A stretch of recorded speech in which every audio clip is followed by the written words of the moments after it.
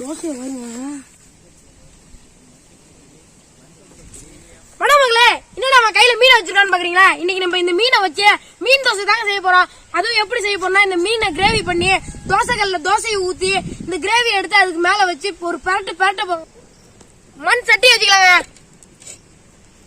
சட்டி நல்லா சூடாயிட்டு எண்ணெய் ஊத்திக்கலாம். எண்ணெய் நல்லா காஞ்சிட்டு இப்ப நம்ம வெங்காயத்தை இறக்கிக்கலாம்.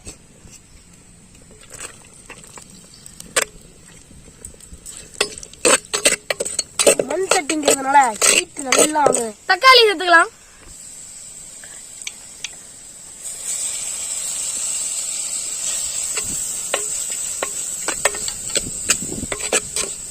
இஞ்சி பூண்டு சேர்த்துக்கலாங்க.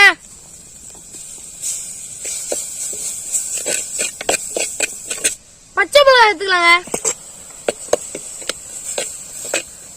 தனி மிளகாய் தூள், மீன் மசாலா, சிக்கன் மசாலா இது மூணுத்தையும் சேர்த்து போங்க.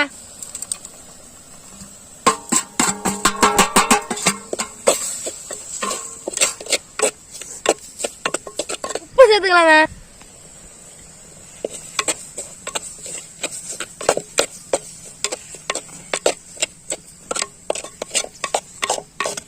மீன் வேகிறதுக்கு தேவையான அளவு தண்ணி.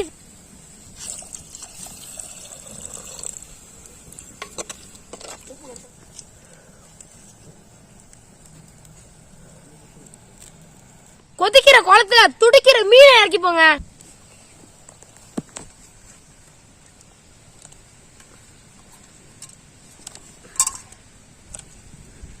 பத்து நிமிஷம் மீன் நீந்துட்டுங்க.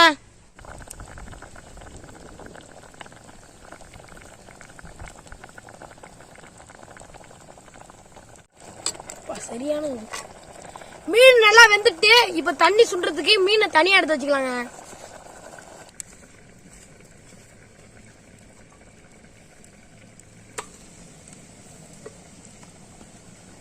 மீன்ல உள்ள முள்ளெல்லாம் தனியா பிரிச்சு எடுத்துப்போங்க.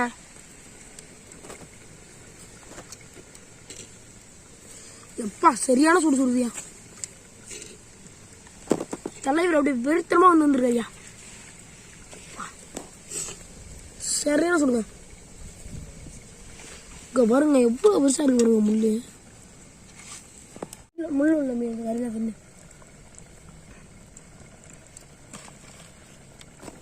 முள்ளு தர எடுத்து தரேன். முள்ளு உள்ள கறி ஒட்டி லைட்டா சாப்பிட்ருங்க.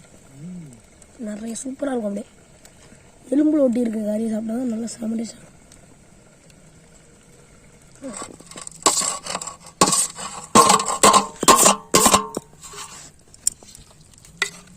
அவ்வளோதாங்க நம்ம கிரேவி வெறித்தனமாக ரெடி ஆகிடுச்சு. வேற லெவலு. வேற வீட்டிலேருந்து எடுத்துட்டு வந்த மாவை வச்சு தோசை ஊற்றிக்கலாங்க. தோசை ஊற்றிக்கலாங்க. நம்ம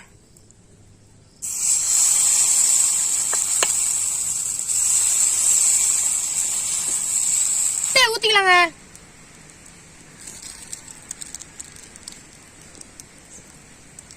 நம்ம மீன் கிரேவியை வச்சுக்கலாங்க.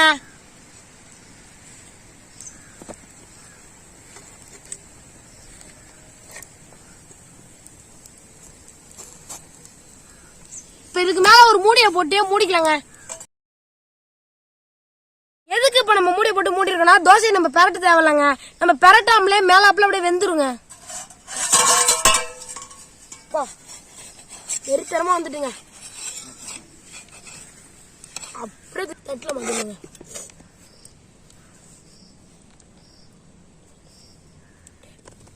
கறி எடுத்து வைப்பா. கிரேவியா மீன் கிரேவி எடுத்து வைப்பா. பரப்பி விடுப்பா எல்லாத்தையும். பெரட்டுறாங்க. மூடியை போட்டு மூடிடலாங்க. பிரச்சனை இல்லை. இல்லம்மா மூடலாமா? அம்மா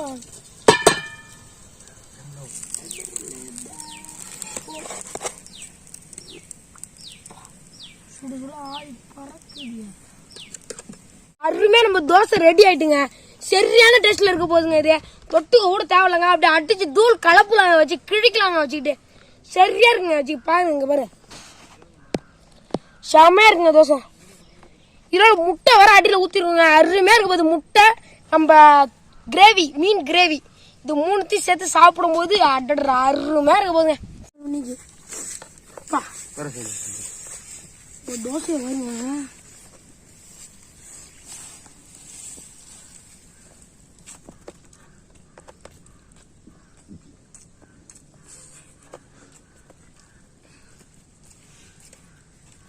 சரியான டேஸ்ட்டுங்க.